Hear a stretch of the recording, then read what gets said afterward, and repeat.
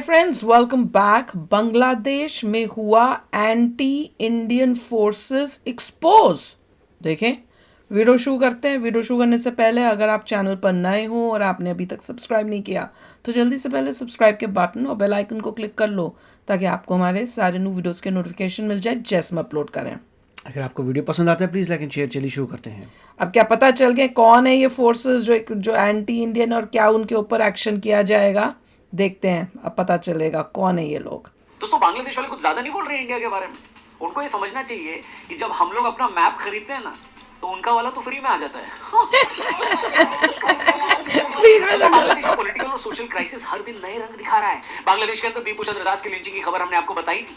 अब उनका एक ऐसा वीडियो सामने आया जहां बांग्लादेश की पुलिस ही उनको उन ज़ॉम्बीज की भीड़ के हवाले कर दे रही है। वो भिड़ा रहे हैं, मिन्नतें कर रहे हैं, लेकिन पुलिस ने खुद को बचाने के लिए दंगाइयों के हाथ एक जीते जाते इंसान को दे दिया, ये जानते हुए कि वो उसे मार देंगे। और हुआ भी वही। पुलिस ने एक बार फिर समझ में आ गया कि अगर डेमोग्राफी बदल गई तो भाई माइनॉरिटी के साथ खड़ा रहने वाला कोई नहीं।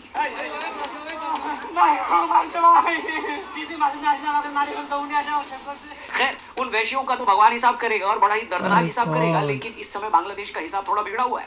थोड़ा क्या, बहुत ज्यादा बिगड़ा हुआ है। इस हफ्ते ऐसी जियोपॉलिटिकल सिचुएशंस बदली हैं कि अब उसमें अमेरिका की भी पोल खुल गई है। इस वीडियो में हम इसी की बात करेंगे डिटेल में और ये भी बताने की कोशिश करेंगे कि कैसे दुनिया के अंदर आग लगाकर तमाशा देखने वाले लोगों को अब उसी आग की आंच लगने लगी है। वीडियो पसंद आए तो इसे अपने दोस्तों से शेयर करना और चैनल को भी जरूर सब्सक्राइब करना। चलिए शुरू करते हैं। This breaking news is from Bangladesh. A man has been reportedly killed after assailants threw a crude explosive. The bomb was thrown off the Moog Bazaar flyover and struck him directly, causing death on the spot. Political violence, demographic crisis और इस बीच anti India propaganda से घिरा हुआ बांग्लादेश इस time एक ऐसे बदलाव से गुजर रहा है जो भारत के लिए ठीक नहीं। शेख हसीना की सरकार गिरने के बाद मोहम्मद यूनुस के नेतृत्व वाली इंटरिम गवर्नमेंट पर दबाव बढ़ता जा रहा है। दिसंबर 2025 में शरीफ उस्मान हादी की हत्या ने पूरे बांग्लादेश को आग लगा दी, जिससे राइट्स, लिंचिंग और मीडिया ग्रुप्स पर हमले हो रहे हैं। बांग्लादेश में 18 से 20 दिसंबर को भयानक दंगे भड़क उठे जब इंकलाब मंच के प्रवक्ता शरीफ उस्मान हादी की गोली लगने से मौत हो गई। ऐसा आरोप है कि हादी को 12 दिसंबर को आवामी लीग के स्टूडेंट यूनियन के मेंबर्स ने गोली मारी, जो बाद में भारत भाग गए। इस घटना के बाद बांग्लादेश की सड़कों पर एंटी इंडिया प्रोटेस्ट शुरू हो गए। ज़ॉम्बीज की भीड़ दिमाग और कान बंद करके भारी तादाद में इंडियन एम्बेसी की तरफ बढ़ने लगी। इसके बाद भीड़ ने कई अखबारों के दफ्तरों पर हमला किया, आग लगाई और पत्रकारों को निशाना बनाया। चिनाउड और उडुपी जैसे कल्चरल सेंटर्स को इंडियन कल्चर के सिंबल और एडवर्टीजमेंट बताकर तोड़ा गया। वहीं दीपू चंद्र दास के साथ क्या हुआ ये पूरी दुनिया ने देखा। उनको ईश निंदा के आरोप में मार दिया गया, जबकि इसके कोई सबूत भी नहीं मिले थे। एनसीपी और इस्लामी छत्र शिविर जैसे ग्रुप्स ने भारत विरोधी नारे लगाए, भारतीय दूतावास पर हमले की कोशिश की और हसीना के एक्सट्रेडिशन की मांग की। यूनुस गवर्नमेंट ने सेना, आरएबी और बीजीबी तैनात कर डाली, लेकिन ऑपोजिशन इसे दमन बता रहा है। फाइनेंशियल मोर्चे पर इनकी गारमेंट इंडस्ट्री ठप हो चुकी है। इन्फ्लेशन ऑल टाइम हाई होने वाला है और इसका फॉरेन रिजर्व भी ऑलमोस्ट खत्म होने की कगार पर है। लेकिन इन सबके बीच एक सबसे बड़ा ट्विस्ट हादी के भाई ने लाया, जिनके हाल ही में कहे एक बयान ने पूरे बांग्लादेश के पॉलिटिकल सिनारियो को ही बदल डाला। বাংলাদেশের জুলাই বিপ্লবের আগে যারা ক্ষমতাধর ছিলেন, যারা রাষ্ট্রকে নিজেদের মনে করতেন, তারা কিন্তু আজকে কেউ এই বাংলাদেশে নাই। कॉन्स्पिरेसी। हादी के भाई शरीफ उमर हादी ने यूनुस सरकार पर सीधा इल्जाम लगाते हुए कहा है कि यूनुस पे बांग्लादेश के अगले चुनाव को पटरी से बनना उतारने है की साजिश। चौधरी। ढाका के नेशनल म्यूजियम के बाहर खुद बनने की कोशिश कर रहा है। उसने कहा कि हत्या जानबूझकर की गई ताकि फरवरी 2026 के चुनाव बिगड़ जाए। हादी के भाई ने होम एडवाइजर, उनके स्पेशल असिस्टेंट और लॉ एडवाइजर के इस्तीफे की मांग की। इसके साथ ही 30 दिनों में स्पेशल ट्रिब्यूनल से मुकदमा पूरा करने को कहा है। उमर हादी का यह आरोप है कि उसके भाई ने बांग्लादेश में इलेक्शंस टाइम पर कराने की बात कही थी और वो उसी का पक्षधर भी था। उसका कहना है कि अब जांच में देरी से जनता का गुस्सा भड़क रहा है। इनकलाब मंच के मेंबर और सेक्रेटरी अब्दुल्ला अल जाबेर ने 24 घंटे का अल्टीमेटम दोहराया है। अगर सरकार ऐसा नहीं करती तो आंदोलन तेज करने की चेतावनी है। अब इस बयान ने पूरे ढाका में मेन ये लग रहा है कि अब इनको गुस्सा इस बात का कि चुनाव क्यों नहीं करा रहे। यूनुस जो इतनी देर से क्यों बैठा हुआ है, इलेक्शन क्यों नहीं हो रहा है। सबसे ज्यादा डर और दहशत के अंदर वहां की माइनॉरिटीज, मीडिया और कल्चरल प्लेसेस पर दिख रहा है, जहां हमले अभी भी जारी हैं। वही तो। अब दोस्तों, बांग्लादेश के अंदर यूनुस सरकार फरवरी 2026 के चुनाव को कराने की बात तो कर रही है, लेकिन विपक्ष इसे डालने की साजिश बता रहा है। पहले दिसंबर 2025 या मार्च 2026 तक चुनाव की बात कही गई थी, लेकिन जुलाई चार्टर के नाम पर सुधारों जैसे जुडिशरी, इलेक्शन कमीशन की स्वतंत्रता जैसे मुद्दों का हवाला देकर देरी हो रही है। बीएनपी जैसी पार्टियां दिसंबर 2025 तक चुनाव चाहती हैं, वरना देश के अंदर अस्थिरता फैलाने की धमकी दे रही है। मेरा सवाल यह है कि माइनॉरिटीज को लिंच किया जा रहा है, जुडिशियल सिस्टम भी ठप पड़ा है और पुलिस तो खुद ही हाथ खड़े करके बैठी। अब इससे ज्यादा क्या अस्थिरता फैलाओगे भाई? हेलो, ये बड़ी अच्छी बात कही आप। आवामी लीग पर दोस्तों इस समय बैन लगा हुआ है, जबकि बीएनपी और एनसीपी के बीच टकराव बढ़ रहा है।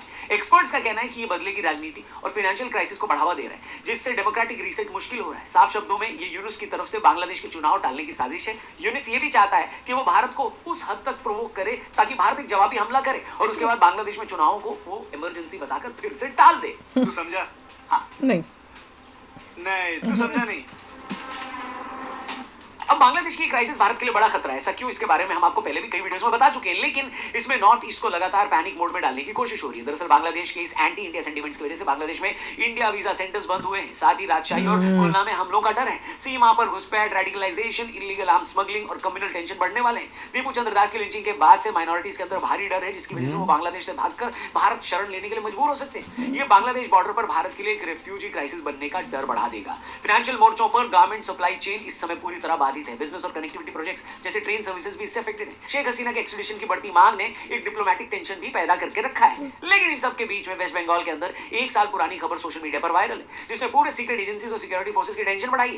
दरअसल 15 जुलाई 2024 को वेस्ट बंगाल के साउथ 24 परगना जिले के पुलतली गांव में सद्दाम सरदार नामक व्यक्ति के घर के नीचे बेडरूम से शुरू होकर बांग्लादेश सीमा की ओर जाने वाली 40 मीटर लंबी कंक्रीट सुरंग की खोज हुई है। ये सुरंग फर्जी सोने की मूर्तियों के धोखाधड़ी ये सुरंग एक बंदे के घर से जा रही है इंडिया में टू बांग्लादेश, और वो बंदा जो है उसका नाम पड़ा था, क्या था?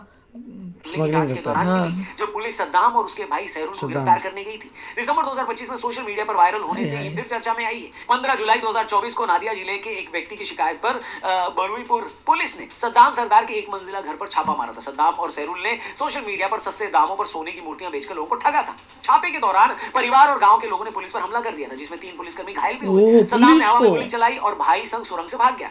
अब ये सुरंग घर के कमरे के नीचे बेडरूम से शुरू होती है, जो लगभग 40 मीटर लंबी, 8 से 10 फीट गहरी, 5 से 6 फीट ऊंची और 4 से 5 फीट चौड़ी है। इसका मैं तो ये सोच रही हूँ कहाँ देश में किस किस के घर के अंदर सुरंग होगी। वो गाजा मुझे याद आ रहा है। वैसे पता नहीं कितनी सुरंगें बांग्लादेश को जा रही हैं, कितनी सुरंगें पाकिस्तान में जा रही हैं, वो भी तो सोचो।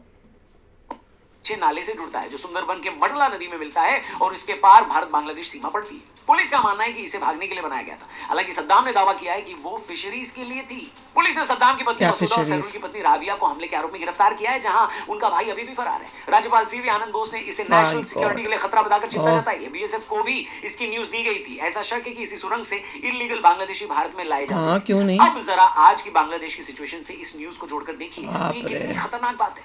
वेस्ट बंगाल की सरकार क्या कर रही है, उससे भी बड़ी बात है कि सेंट्रल गवर्नमेंट ने क्या किया है। ये कितनी और सुरंगें होंगी, वाला तो केस है, लेकिन इसके बारे में अभी भी ज्यादा जानकारी मिल नहीं रही है दोस्तों। Secret tunnel has been unearthed. ये तो हमने नहीं देखी region, थी, ये वाली वीडियो where नहीं we देखी, see नहीं that the पता। allegations have come out of ties between the accused Saddam Sardar पानी के and the अंदर से ruling जा रही है। government has sparked a huge controversy. ओए होए। अब दोस्तों किसी भी देश के अंदर भसड़ मची हो और ताऊ अमेरिका उसमें ना बोले, ऐसे कैसे होगा। American house foreign affairs committee के कुछ सांसदों ने 23 दिसंबर 2025 को बांग्लादेश की इंटरिम सरकार के चीफ एडवाइजर मोहम्मद यूनुस को एक चिट्ठी लिखी और बोला कि अपने देश में हो रहे मामलों पर ध्यान दो और एक फ्री एंड फेयर इलेक्शंस कराने में अपना सहयोग दो। भैया इसके बाद की लाइन पढ़ के तो मैं ऑलमोस्ट मूर्छित हो पड़ा, जहां अमेरिका ने बांग्लादेश में शांति बनाए रखने की अपील की। मतलब दुनिया में आग लगाने के बाद शांति वाली पीपनी बजाना अमेरिका की पुरानी आदत है। नहीं, बात तो सही है। अमेरिका ने हमेशा से यही किया। यूएसएसआर के खिलाफ अमेरिका ने तालिबान को बनाया और बाद में तालिबान ही अमेरिका के खिलाफ हो गया। लादेन ने उनके ही देश पे हमला किया। ऐसे ही कहा जाता है कि यूनुस को भी बांग्लादेश में उसी ने खड़ा किया। किसने? अमेरिका ने। और अब ताऊ अमेरिका ही चाहता है कि बांग्लादेश में फ्री एंड फेयर इलेक्शंस हो जाए। सवाल ये है कि भाई अमेरिका चाहते क्या होंगे? अमेरिकन डिप्लोमेट और पॉलिटिकल साइंटिस्ट हेनरी किसिंगर ने कहा था कि it may be dangerous to be America's enemy but to be America's friend is fatal। इसको क्लियर करना पड़ेगा। बहुत गलत कर चुके हैं, नुकसान जरूर पहुंचा सकता है, लेकिन अगर अमेरिका के दोस्त हो तो ये आपके लिए सबसे बड़े खतरे की बात है। अमेरिकन धोखे की कहानी किसी से छिपी नहीं है। अमेरिका सिर्फ एक ही देश का दोस्त है और वो है खुद अमेरिका। लेकिन एक इकलौती सुपर पावर होने के नाते उसकी दुनिया में आग लगाने की अपनी आदत पुरानी है। विदेशी डिप्लोमेट से लेकर पॉलिटिकल एक्सपर्ट से मानते हैं कि दुनिया में कहीं भी आग लगी हो, डायरेक्टली और इनडायरेक्टली उसके तार अमेरिका से जुड़ते हैं। बांग्लादेश के अंदर भी अमेरिका यही करना चाहता है। सबसे पहले तो उसका मकसद भारत को चेक में रखने का था। वो ऑलरेडी पाकिस्तान के अंदर अपनी पैठ दोबारा बना चुका है। अब वो बांग्लादेश के अंदर अपना बेस भी बनाने पर आमादा है, जो भारत कतई नहीं होने देना चाहता। अमेरिका का भारत के दो छोर पर आकर बैठ जाना सीधे भारत के जियोपॉलिटिकल इंटरेस्ट के एकदम खिलाफ है। और और इतिहास गवाह है कि अमेरिका ने जब भी किसी भी एंटिटी को खड़ा किया है, वो एंटिटी उसी के खिलाफ खड़ी हो गई है। अमेरिका ने रिसोर्सेज तो खूब बनाए, लेकिन फिर वो दुनिया का सिरदर्द भी बन गई। यही अमेरिकन आदत है और शायद ऊपर वाले का इंसाफ भी। लेकिन बांग्लादेश के अंदर अभी भी सिचुएशन सीधे भारत के लिए एक बड़ी टेंशन बढ़ा रहा है। अब देखना यह है कि भारत इन बातों से कैसे जूझता है और इन्हें कैसे हैंडल करता है। इस पूरे मुद्दे पर क्या है आपकी राय, क्या सोचते हैं आप, कमेंट करके जरूर बताइएगा। बाकी बांग्लादेश को क्या कहना चाहते हो, अमेरिका को क्या कहना चाहते हो, कमेंट सेक्शन खुला है, जो भी आपके मन में आए लिख डालो। और रात को 8:25 पर देखना मत भूलना वायरल बात मेरे यानी रौनक के साथ ओनली। सबसे शॉकिंग जो इसमें न्यूज़ थी वो टनल। वो सुन के तो मेरा दिमाग जो है हिल गया है कि एक इंडिया के किसी घर के अंदर से टनल जा रही है ऑल द वे जहाँ तक आप बांग्लादेश तक उससे आराम से आ जा सकते हो।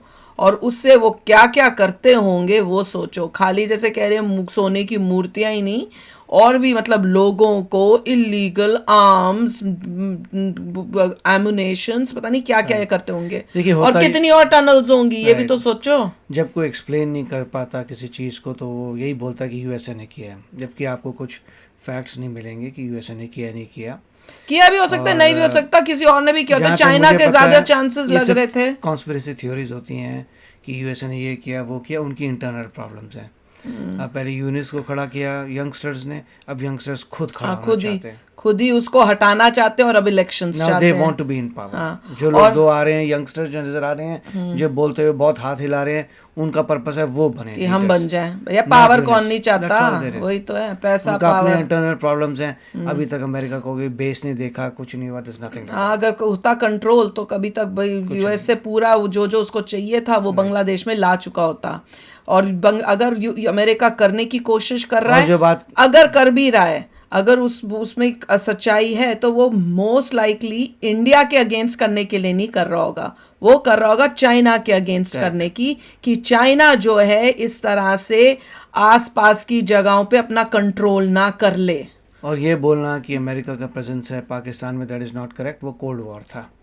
India chose to go with Russia, Pakistan गया अमेरिका के साथ, तो वो कोल्ड वॉर के से वो पुरानी बात है, एंड दैट इज ट्रू। और जो डिसीजंस थे जो इंडिया ने किए थे, और जो भी अभी हो रहा है कि पाकिस्तान के साथ जो यूएसए मतलब जो भी दे रहा है या डील्स कर रहा है, वो अपने फायदे के लिए कर रहा है, उसको पाकिस्तान से कोई लेना देना नहीं है।